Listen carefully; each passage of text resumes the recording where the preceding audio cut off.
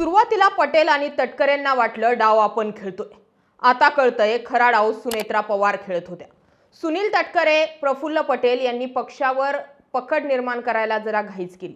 अजित पवार यांच्या निधनानंतर पक्षात निर्माण झालेली मोठी पोकळी, पक्षातील नेतृत्वाचा अभाव यामुळे मंदित संधी शोधणाऱ्या या दोन्ही नेत्यांना राष्ट्रीय कार्यकारिणीतून गेट आउट करून सुनेत्रा पवार यांनी दोघांनाही चांगलाच धक्का दिला.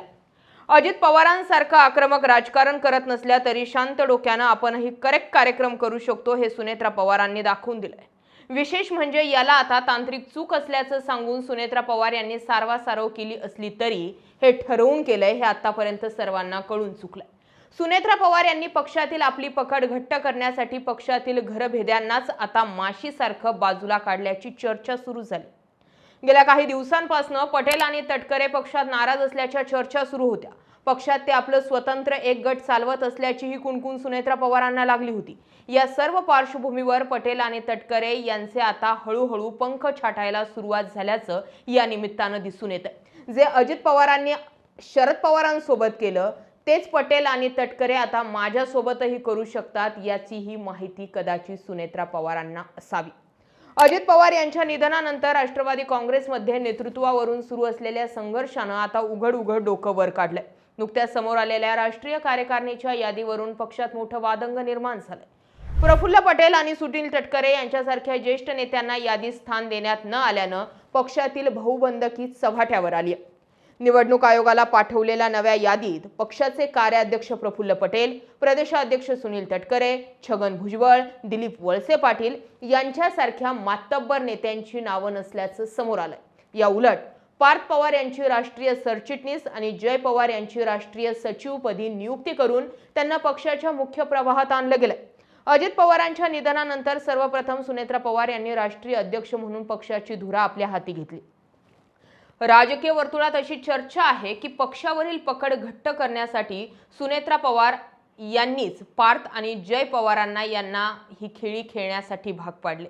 ही यादी प्रसिद्ध झाल्यानंतर मीडियामध्ये आता याची जोरदार चर्चा सुरू झाल्यानंतर सुनेत्रा पवारांनी एक ट्विट करून ही तांत्रिक चूक असल्याचं सांगून सारवासारव केली. तसेच ही चूक लवकरच दुरुस्त केली जाईल असंही त्यात म्हटलंय. परंतु राष्ट्रीय कार्यकारिणीच्या यादीत पक्षातील एवढ्या वरिष्ठ नेत्यांची नावं अशी कशी राहून जातात, ही तांत्रिक चूक म्हणावी की ठरवून केलेला कार्यक्रम, यावर आता जोरदार चर्चा होते. प्रफुल्ल पटेल आणि सुनील तटकरे यांच्याबाबतची पक्षातील नाराजी नवीन नसून त्यामागील काही महिन्यांमधील घडामोडींचा संदर्भ सुद्धा आहेच. पहिला संदर्भ, अजित पवारांच्या निधनानंतर प्रफुल्ल पटेल यांनी पक्षाचं नेतृत्व स्वतःकडे घेण्याचा प्रयत्न केल्याचे आरोप झाले होते. सुनेत्रा पवार यांना उपमुख्यमंत्रीपदी बसवण्याबाबत पटेल आणि तटकरे यांनी पुढाकार घेतला असला तरी त्याचा केवळ रबर स्टॅम्प म्हणून वापर करण्याचा दोघांचा प्रयत्न असल्याची टीका त्यांच्यावर झाली होती. सुनेत्रा पवार यांना राज्यात आणून दिल्लीत राष्ट्रीय पातळीवर पक्षाचं नेतृत्व करण्याची इच्छा पटेलांची होती. काही दाव्यानुसार दिल्लीत पटेल आणि तटकरे यांच्या भाजपच्या वरिष्ठ नेत्यांसोबतच्या वाढत्या गाठीभेटी सुनेत्रा पवार यांच्यासाठी चिंतेचा विषय ठरला होता.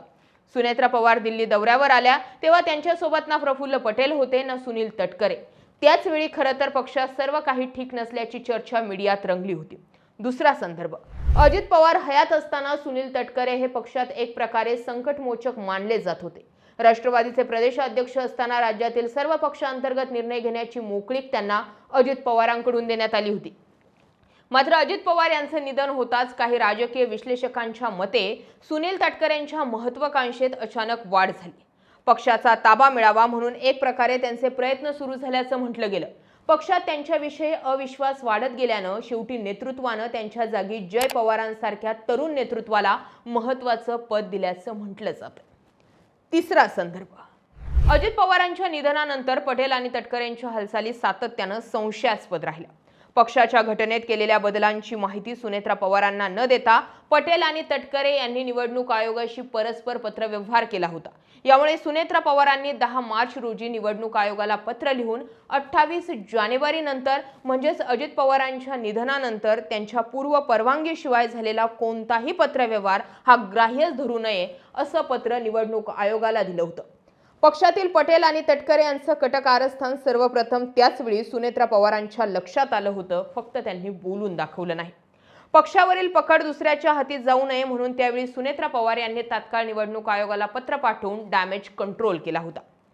चौथा संदर्भ, विधान परिषदेच्या उमेदवारीवरून पार्थ पवार आणि सुनील तटकरे यांच्यात उघड मतभेद झाले होते. पार्थ पवार यांनी संजय काकडे यांचे सुपुत्र विक्रम यांच्या नावाचा आग्रह धरला, परंतु पटेल आणि तटकरे यांच्यासह अन्य ज्येष्ठ नेत्यांनी याला विरोध करत झिशान सिद्दीकी यांना उमेदवारी दिली. त्यावेळी पार्थ पवार यांना डावलण्यात आल्यानं या घटनेनं दोन्ही गटातील सुप्त संघर्ष हा चव्हाट्यावर आला होता. खरं तर तेव्हापासूनच पटेल आणि तटकरे यांनी पक्षात किती खोलवर आपली मुळं रोवली आहे याचा अंदाज पार्थ पवारांना आला होता. तेव्हापासूनच पार्थ आणि जय पवारांकडून हा पंख छाटणीचा करेक्ट कार्यक्रम ठरवण्यात आला.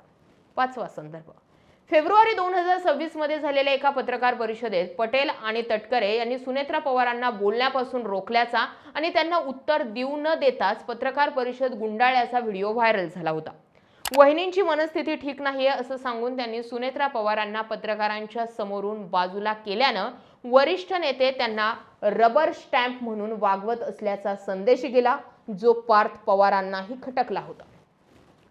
सहावा संदर्भ, अलीकडे सुनील तटकरे यांच्या रायगड या मतदारसंघात एका मोठ्या पक्षांतर्गत कार्यक्रमाचं आयोजन करण्यात आलं होतं.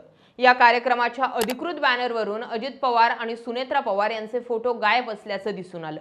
या बॅनरवर केवळ सुनील तटकरे आणि त्यांच्या कुटुंबातील सदस्यांचे फोटो झळकले होते. या घटनेमुळे पवार समर्थकांनी तीव्र संताप व्यक्त केला होता. थोडक्यात, पटेल आणि तटकरे यांचा पक्ष ताब्यात घेतल्याबाबतच्या संशयास्पद हालचाली बघता त्यांच्याविषयी पक्षात आणि विशेष करून पवार कुटुंबियांमध्ये संशयास्पद वातावरण निर्माण झाले. पक्षातील आपले एकाधिकारशाही निर्माण करण्यासाठी दोघांनीही आपापल्या पातळीवर प्रयत्न केले. आता हेच प्रयत्न हाणून पाडण्यासाठी स्वतः सुनेत्रा पवारांनी पुढाकार घेतला. सुरुवातीला पटेल आणि तटकरेंना असं वाटत होतं की आपणच डाव खेळतोय, पण आता अंदाज लागतोय की खरा खेळ सुनेत्रा पवार खेळतायत. सुनेत्रा पवार ज्या अँगलनी खेळतायत, कदाचित हा अँगल जो आहे तो शरद पवारांनाही माहिती असावा आणि म्हणूनच तातडीने पवार सावध झाले होते. पण सुनेत्रा पवारांनी शरद पवार किंवा त्यांच्या पक्षाला किंवा विलिनीकरणाच्या मुद्द्याला डॅमेज कंट्रोल करण्याच्या प्रयत्नापेक्षा पटेल आणि तटकरेंना स्टेप बाय स्टेप एक्सपोज केले.